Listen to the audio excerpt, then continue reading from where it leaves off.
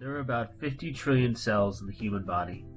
The majority of these are normal cells that make up the structure of our muscles, organs, bones, and skin.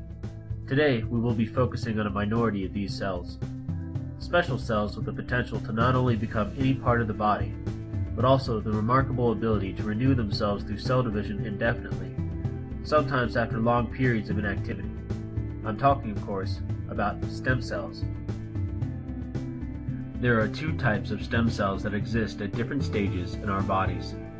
The most common are the somatic or adult stem cells, but arguably the most important are the undifferentiated or embryonic stem cells, which hold the ability to become any part of the human body.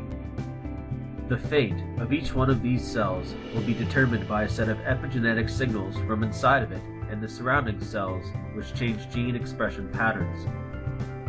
These signals are like commands attached to the DNA that switch certain genes on or off. To find these cells, we will have to look in what is called the blastocyst. In the 3 to 5 day old embryo, called a blastocyst, the inner cells will give rise to the entire body of the organism. To extract the stem cells, the blastocyst must first be opened. Once the stem cells are exposed, they can be removed and cultured in a lab to help develop cell-based therapies to treat disease. So what does this have to do with apples?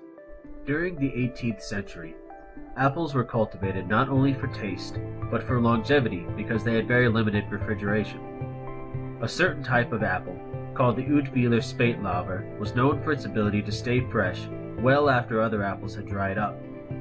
This is due to the long-living stem cells in this variety of apple. In order to test if this anti-aging effect could work on people, scientists at Mabel Biochemistry obtained human stem cells from the blood of an umbilical cord.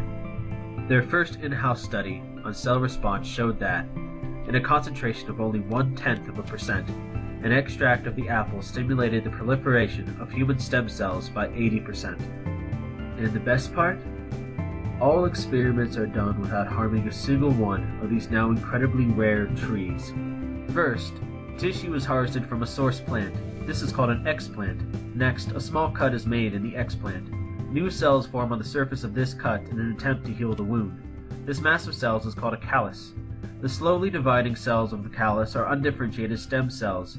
They are essentially unprogrammed and full of potential. It is these cells that will go on to not only advance apple stem cell research, but help people have beautiful, healthy skin.